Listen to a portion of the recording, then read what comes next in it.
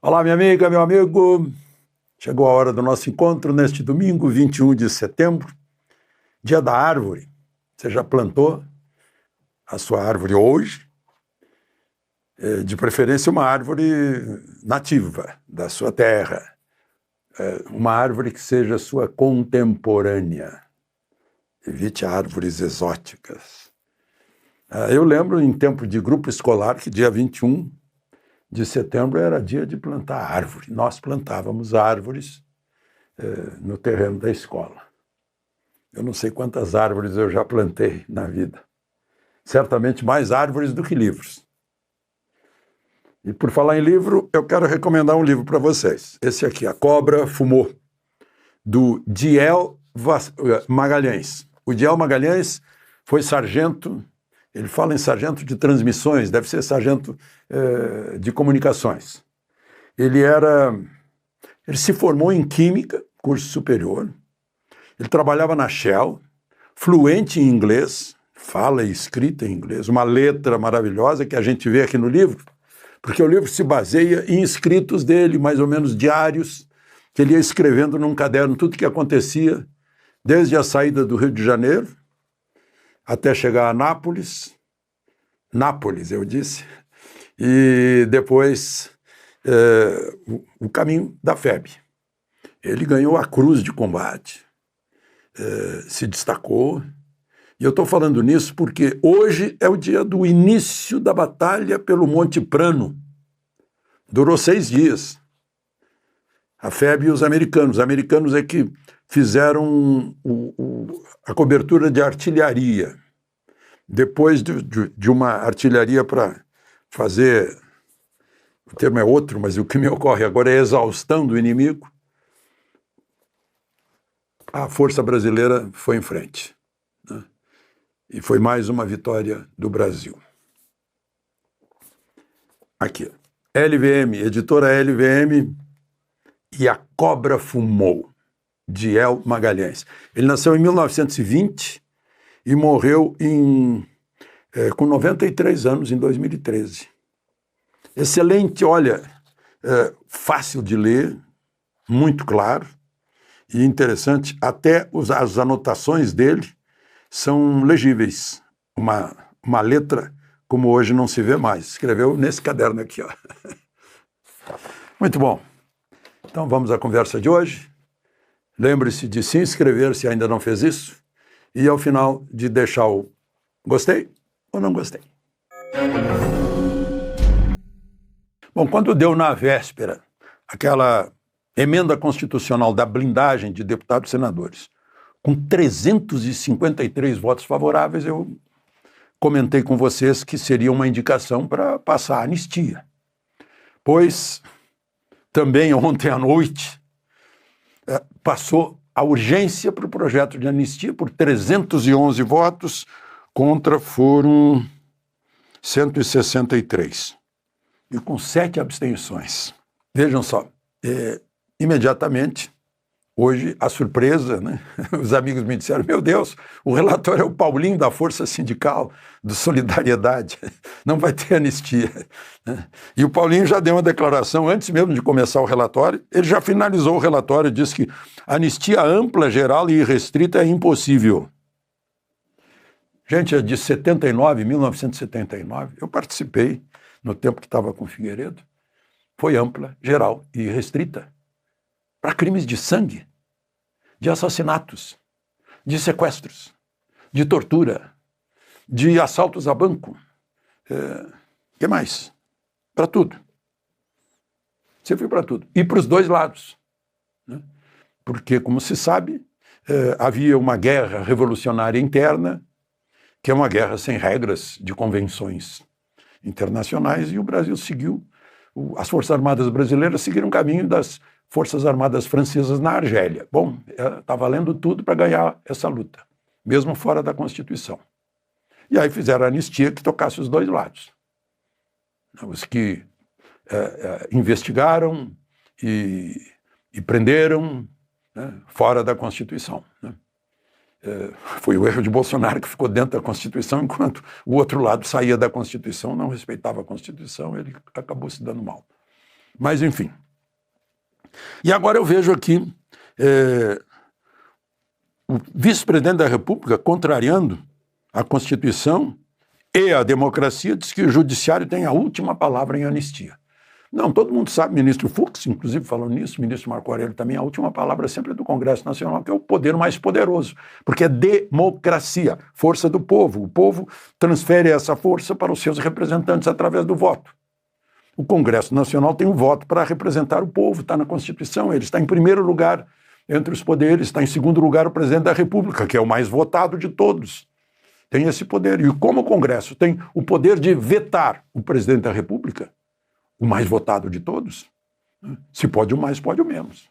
Um veto do Supremo pode ser derrubado também. Isso é democracia.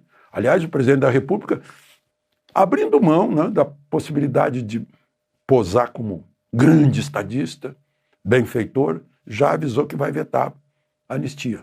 Bom, e aí e o ministro Dino, vocês lembram do voto dele na semana passada, naquela condenação do 7? Não tinha nada a ver, não estava em jogo isso, ninguém falava de anistia, não estava nos autos, não estava, mas ele avisou, olha, anistia não pode essa anistia. O Supremo já se manifestou que não está suscetível de anistia crime contra a democracia, contra o Estado democrático de direito.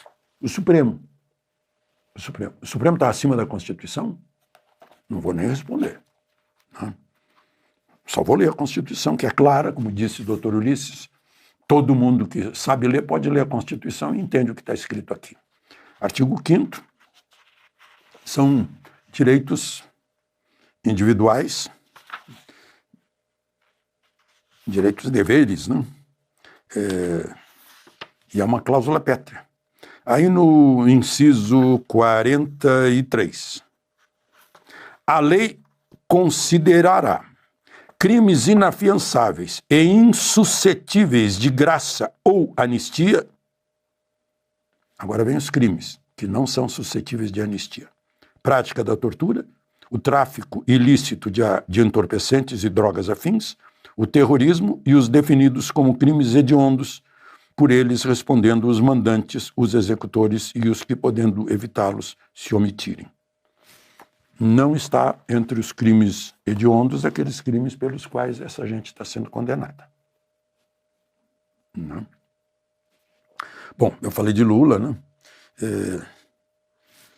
Ele, se vai vetar, vai passar o vexame do veto ser derrubado.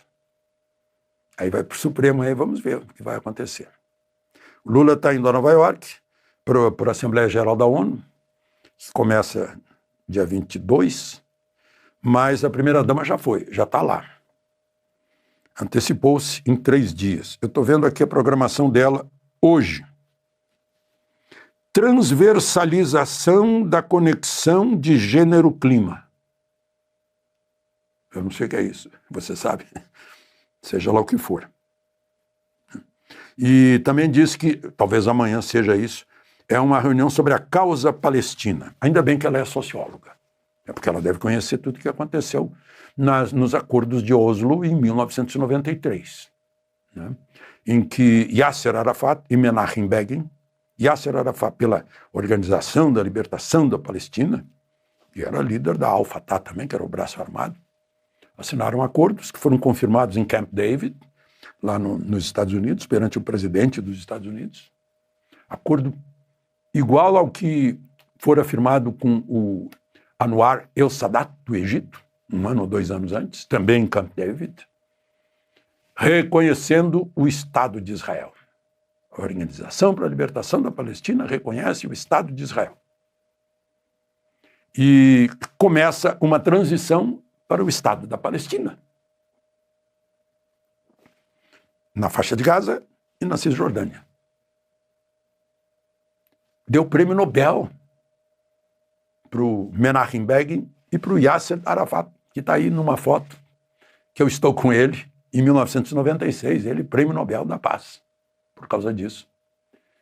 E vejam só, vocês lembram? Todos eles foram assassinados. O Anwar el-Sadat foi assassinado numa parada militar. Os que estavam desfilando estavam municiados. O Menachem Begin recebeu uma facada. E o Yasser Arafat foi para Paris para se tratar, mas dizem que era daqueles venenos que não deixam rastro. E aí o Hamas tomou conta de Gaza, tirou a OLP, implantou uma ditadura sobre os palestinos e usou os palestinos como reféns permanentes, como blindagem.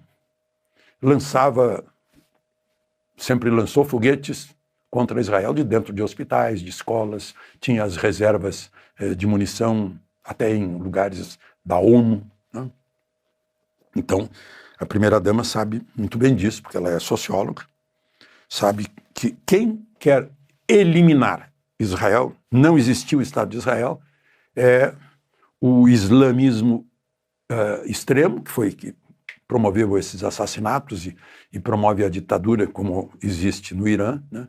Sob a égide do Irã, que tem o Hezbollah, como tinha antes os xiitas. Eu estava lá, em 82, no tempo dos xiitas, né? Lá no Líbano. E então, sabe muito bem, quem quer eliminar Israel é que não quer paz, não quer o Estado palestino. Não é Israel. O Hamas é o islamismo extremado, que atrapalhou a Síria, atrapalha o Líbano, e recebe todo o apoio do Irã, assim como os Houthis. Essa é a questão. Mas, claro, que a socióloga, que é a primeira-dama, sabe de tudo isso. De Brasília, Alexandre Garcia.